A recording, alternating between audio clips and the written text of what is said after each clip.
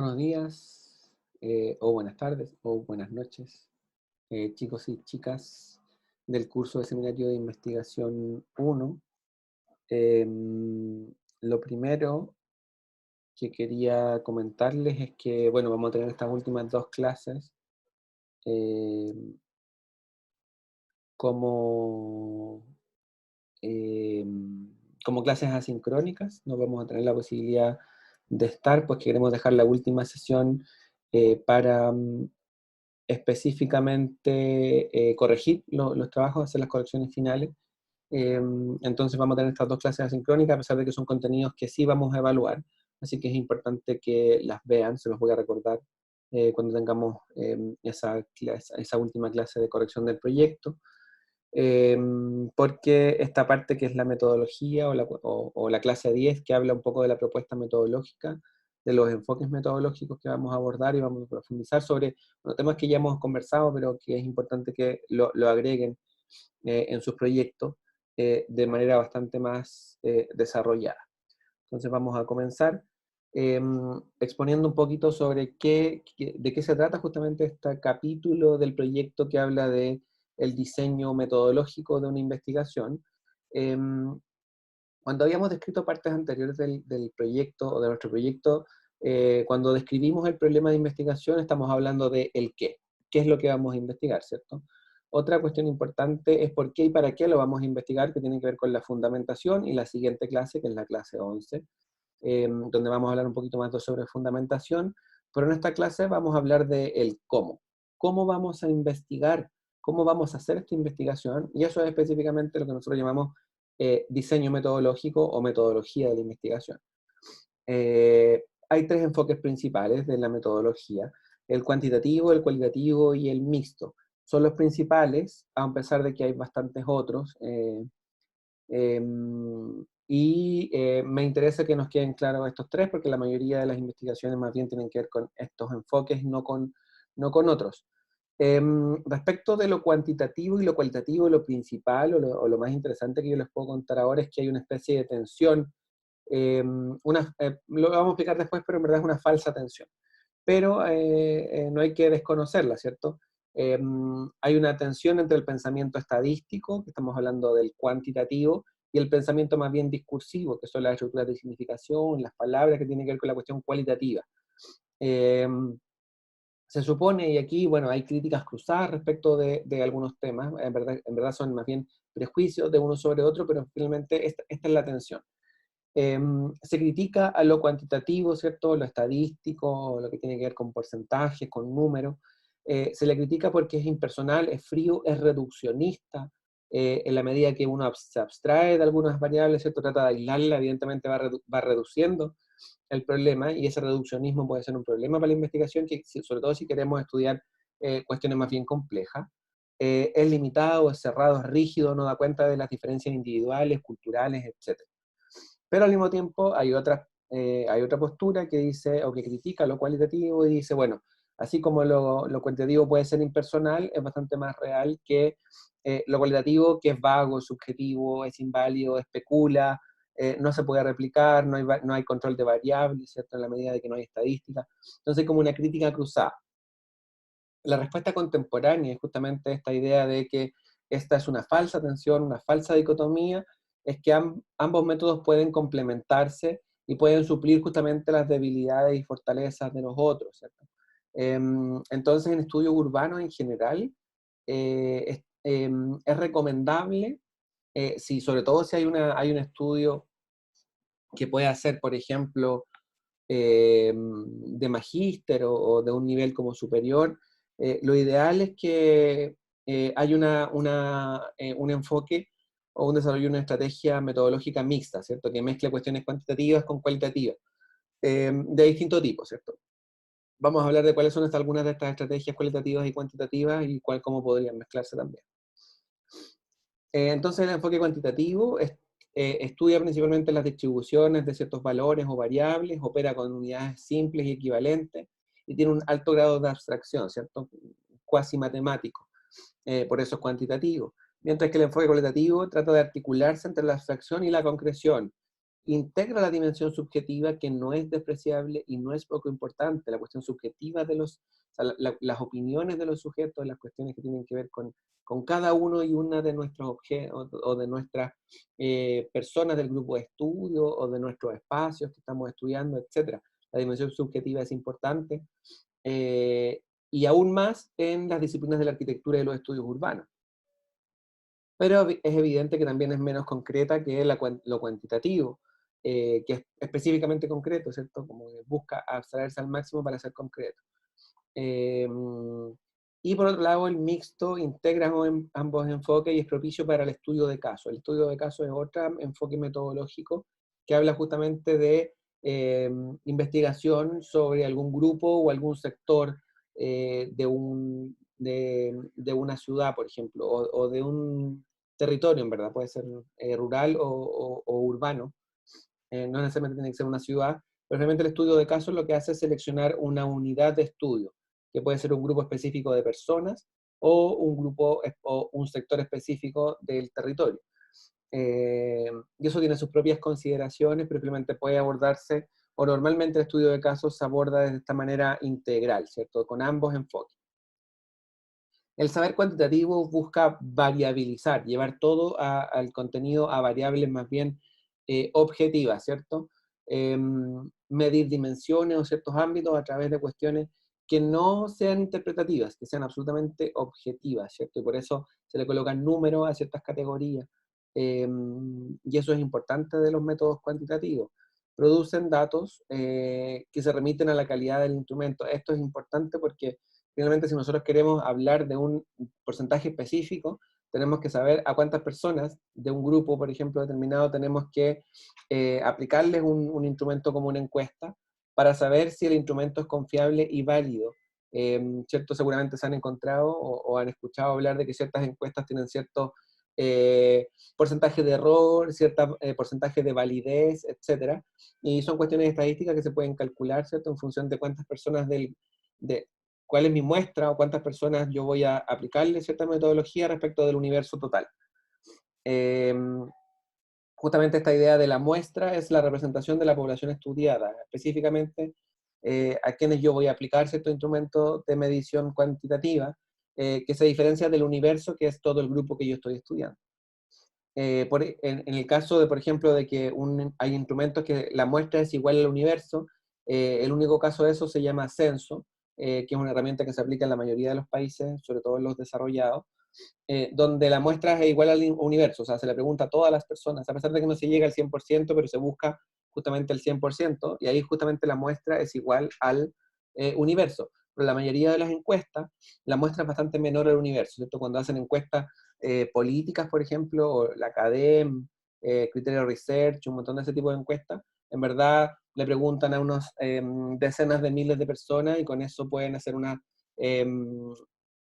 pueden en verdad hablar de un universo completo por distintos elementos más bien estadísticos, ¿cierto? Como hay algunas muestras que representan universos completos, en la medida de que esa muestra represente justamente edades, géneros, un montón de cosas eh, que después nos permitan hacer como enjuagues de tipo cuantitativo, de tipo estadístico, para poder decir de que esta muestra de X cantidad de personas en verdad representa todo un país o a toda una ciudad, pero con X porcentaje de error.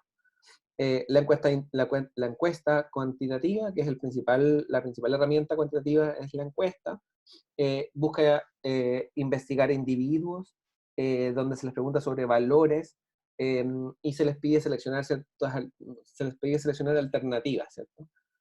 Eh, es importante que el diseño del instrumento sea muy, muy cuidadoso, pues justamente de nuevo, entre mejor sea el instrumento de medición, mejor es la calidad del dato y la calidad del instrumento y más confiable es.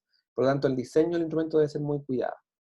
Y se puede medir también en distintas escalas, ¿cierto? Numeral, ordinal, escalar o generación de intervalos, etcétera. Pero finalmente la idea es que tenemos que llevar justamente las variables que queremos medir a variables absolutamente posibles de calificar en ciertas alternativas. Y eso es muy importante. Muchas de las cosas, si queremos estudiar algunas cosas más bien cualitativas.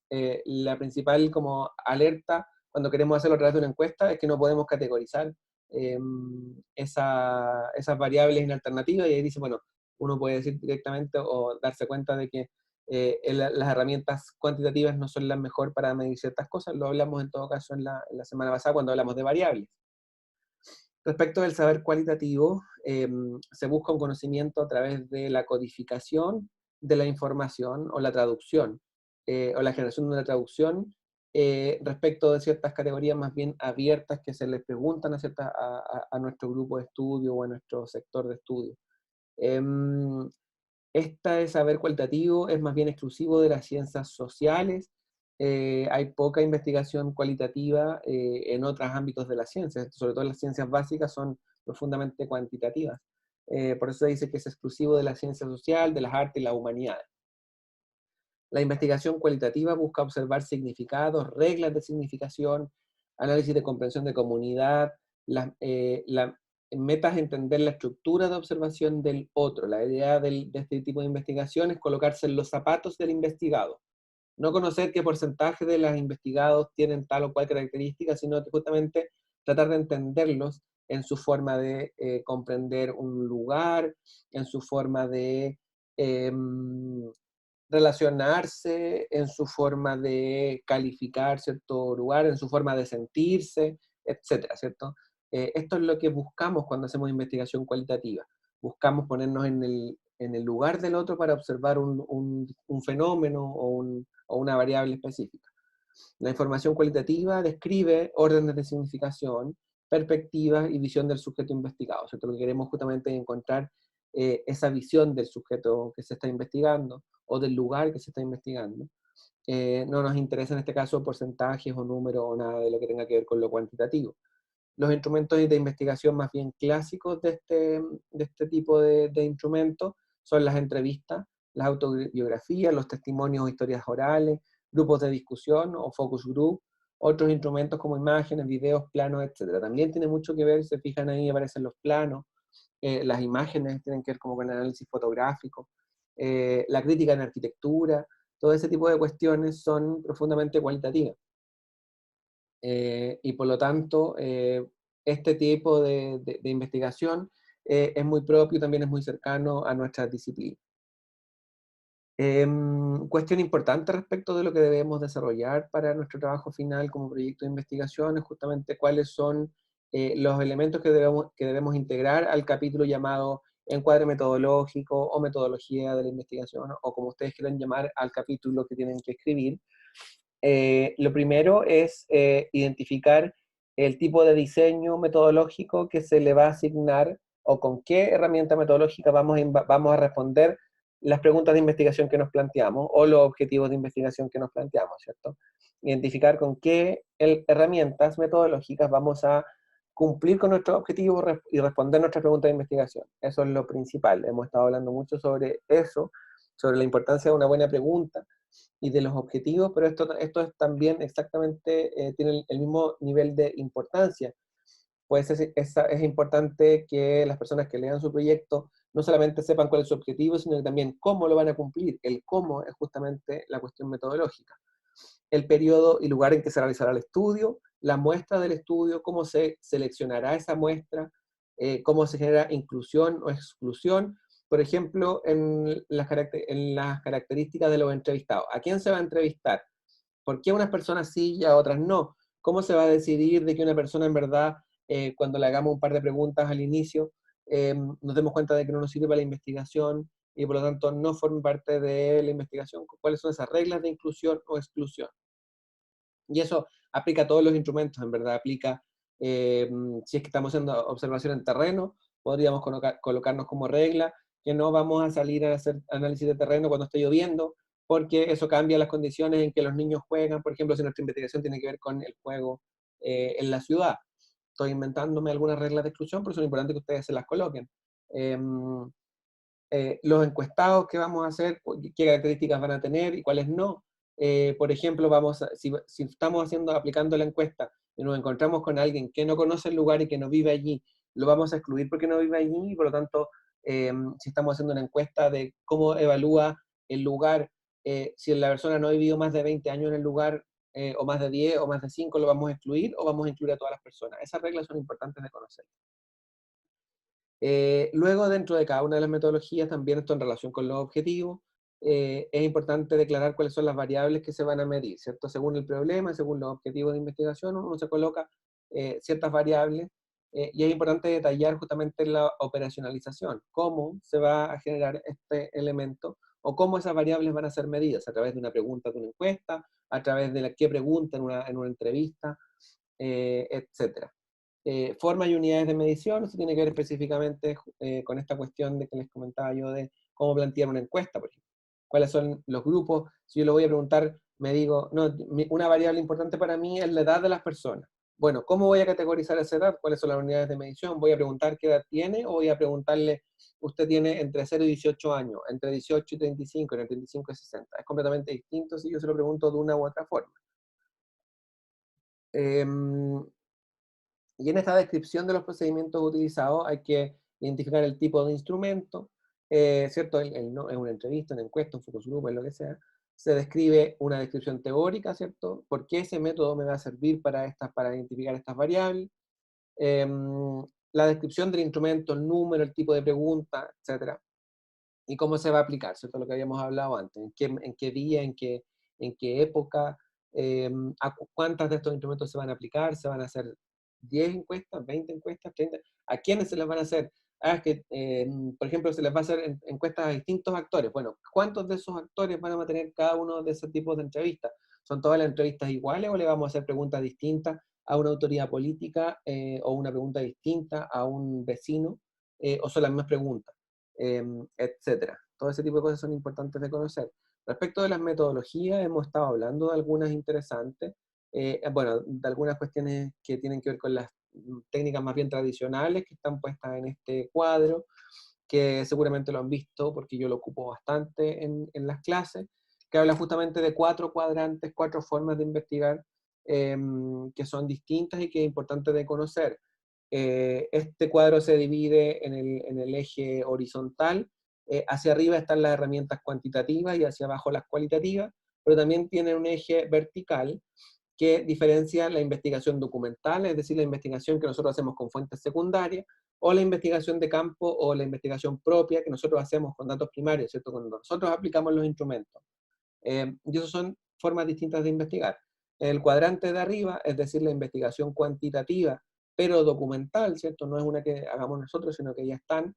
Podemos encontrar bases de datos estadísticos, el censo está disponible para Chile, estadísticas oficiales, en ciertas encuestas que aparezcan ahí, donde podamos conseguirnos la base de datos y poder como sacar algunos elementos cuantitativos, estudios cuantitativos distintos, datos espaciales, territoriales, ¿cierto? Sistemas de información geográfica, eso, todo ese tipo de cosas. Si es que nosotros no construimos ese sistema de información, bueno, esa información geográfica en GIS, no podemos, o sea, estamos más bien hablando de investigación documental o de datos secundarios, ¿cierto? Toda esta información, estos son tipos de investigación, no quiere decir que unos sean mejores que otras. Lo que yo quería mencionar justamente relacionado con lo que dije al principio, que justamente el método mixto es como lo más deseable, es justamente que nosotros podemos, por ejemplo, mezclar algunas bases de algunas encuestas, algunas bases de datos estadísticos exteriores o secundarios, con alguna investigación cualitativa, ¿cierto?, de primaria, o al revés, una investigación cuantitativa, mezclada con una investigación documental tipo cualitativo, etcétera. Podemos ir mezclando estas herramientas y así poder generar un análisis de caso que sea bastante más robusto y que en alguna medida no se quede solamente con uno de los enfoques, ¿cierto? A pesar de que quedarse con uno de los enfoques tampoco es ningún problema, también es una posibilidad. En la parte de arriba también investigación cuantitativa, pero esta vez investigación de campo primaria, nos encontramos con las encuestas. Las encuestas son la principal forma de levantar información cuantitativa. Encuestas ya sea personales, es decir, que las aplicamos nosotros mismos o un equipo de encuestadores, pero en terreno, encuestas telefónicas, encuestas postales. En Chile se hace poco esto, pero en otras partes del mundo hay mucha encuesta postal, te llega a la casa y tú la devuelves, es relativamente sencillo y la gente sabe que esto aporta a la investigación, entonces las contesta. La encuesta panel, que es un tipo de encuesta que puede ser telefónica, puede ser personal o lo que sea, pero la gracia que tiene es que se replica cada cierto tiempo. El censo es una encuesta panel que tiene una aplicación cada 10 años, por ejemplo. Pero hay otras encuestas panel que la gracia es que se le pregunta al mismo grupo de personas durante un tiempo, para ver los cambios en el tiempo, cuestiones que no permiten otro tipo de encuestas. Hay bastantes encuestas panel desarrollándose en Chile, que son bastante interesantes, que entregan justamente estos cambios en el tiempo de la opinión de las personas o de algunas características de las personas que son interesantes de conocer. Es la investigación cualitativa, pero documental, es decir, investigación con datos secundarios de tipo cualitativa. Podemos encontrar el análisis de libros, revistas, carteles, etcétera, de videos, microfilm, fotografía. El análisis fotográfico también es algo que hacemos mucho en la investigación urbana y de arquitectura. Otros medios de almacenamiento como mapas, planos, etc. Todas esas son fuentes cualitativas, ¿cierto? Porque de una fotografía no podemos sacar una estadística, pero sí podemos encontrar elementos, ¿cierto? Ciertos códigos, ciertas interpretaciones de la fotografía que podemos integrar en nuestro análisis documental. Y por otro lado también tenemos en el otro cuadrante la investigación de tipo cualitativa, pero también de investigación de campo. Es decir, a investigación cualitativa que desarrollamos nosotras y nosotras mismas. En ese grupo tenemos a las entrevistas en profundidad. De nuevo, las entrevistas son la principal forma de investigar de manera cualitativa. La observación en terreno, la observación de distintos tipos, los grupos focales o los focus group, levantamientos interpretativos como mapas cognitivos, mapas grupales, todo ese tipo de información que también se está desarrollando mucho desde nuestra disciplina, ¿cierto? Con las personas de los territorios, desarrollar algunas herramientas de este tipo se vuelve cada vez más común. Entonces ahí están justamente de nuevo las herramientas cualitativas, pero de investigación propia o de campo, datos primarios. Y aquí voy a nombrar algunas técnicas o algunos procedimientos metodológicos que son interesantes y que nos hablan un poco de las posibilidades que tenemos de investigar online. Tiene que ver también con que nos encontramos en un periodo especial en términos de investigación, porque está bien difícil ir a terreno, no sabemos cómo van a estar las condiciones el próximo semestre, y quizás muchas de sus investigaciones van a tener que realizarse con algunas de estas metodologías que se pueden aplicar a través de Internet. Una metodología interesante puede ser el análisis de prensa o la recopilación sistemática de fuentes de prensa, ¿cierto? En cierta cantidad de años. Esto no quiere decir, cuando decimos análisis de prensa, no quiere decir que yo tomo un par de cosas del diario y digo lo que aparece allí, sino que es un análisis profundo, sistemático, de categorización y de codificación de toda la prensa en cierto periodo, sobre cierto lugar, ¿cierto? Que analiza justamente estos elementos, los entrecruza y desarrolla conclusiones en base a un análisis sistemático. No es como tomar un par de noticias y sacar un análisis de ahí, sino que hay que colocarse reglas, pero puede tener ese nivel de profundidad si es que nosotros queremos justamente analizar prensa, analizar fotografía de prensa, distintas herramientas, pero de nuevo de manera sistemática y seria, sin eliminar información según lo que le interese al investigador o a la investigadora, ¿cierto? Sino que análisis de toda la prensa, que nosotros nos pongamos justamente eh, a investigar sin seleccionar azarosamente o intercaladamente, eh, con la idea de justamente entender el panorama completo de una cuestión y no solamente lo que nos interesa. Análisis de redes sociales, esto también es una metodología relativamente nueva, pues hasta hace pocas décadas no existían las redes sociales como Facebook o Twitter, pero se puede hacer investigación sobre lo que pasa en esas plataformas y en otras formas de participación online. Esto también se ha tendido a llamar netnografía, ¿cierto? Parecido a la etnografía, que es justamente esta idea o esta metodología que es propia de la antropología, que era como irse a vivir a una comunidad. Eso es la etnografía, esa es la metodología etnográfica, ¿cierto? Como irse a vivir a una comunidad por mucho tiempo y comprenderla participando de ella y siendo parte. Era lo que hacían los etnógrafos o los antropólogos hace siglos, ¿cierto? De irse a vivir con una comunidad en el Amazonas para poder entenderla antropológicamente. Eso ahora se puede llevar, se puede hacer una analogía con esta idea de etnografía, cuando nosotros estudiamos grupos, cuentas específicas, comunidades online, ¿cierto? Ya no es como irse a vivir a un poblado en el Amazonas, pero sí uno puede analizar lo que se dice, lo que se habla, cómo se habla, y distintos elementos sobre todo cualitativo, a pesar de que también hay algunas cosas cuantitativas, por ejemplo, la cantidad de likes que tiene algo, lo que sea, la cantidad de retweets o lo que sea, la cantidad de compartidos, pero finalmente se puede justamente estudiar comunidades online, comunidades digitales. Y eso también tiene que tener su sistematización, no es llegar y como mirar un poco y como sacar conclusiones de eso, sino que tiene que tener su orden, pero se puede analizar todas estas herramientas. Fotografía, video, YouTube y otro tipo de cosas también se pueden analizar. Y tenemos que, bueno, aprender, profundizar un poquito más de cómo se hace para que sea serio. Análisis de discurso de redes sociales también es otra cosa interesante, redes, mapas de actores.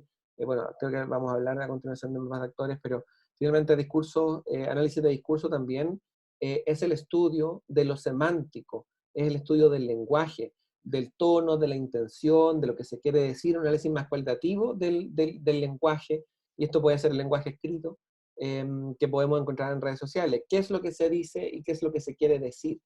Eso es análisis de discurso. Normalmente se aplicaba el análisis de discurso a cuestiones más bien de tipo oral, ¿cierto? Las presentaciones de estadistas, lo que hay, por ejemplo, cuando hay discusión parlamentaria, lo que hay discusión social. Se puede hacer análisis de discurso y también sobre lo que la gente declara o declama en las redes sociales. Bueno, aquí aparece también el tema de la etnografía, ¿cierto? El análisis de las comunidades tecnológicas abiertas, es importante esto. Cuando decimos que podemos analizar ciertas comunidades, son comunidades justamente que tienen como visibilidad pública. No es ético adentrarse en comunidades más bien cerradas e investigarlas, a menos que uno tenga como un permiso de las personas que están en esa comunidad. Por eso es importante que estas comunidades sean abiertas y públicas. Al mismo tiempo no se individualiza a las personas que participan de esas comunidades, sino que se habla como un global.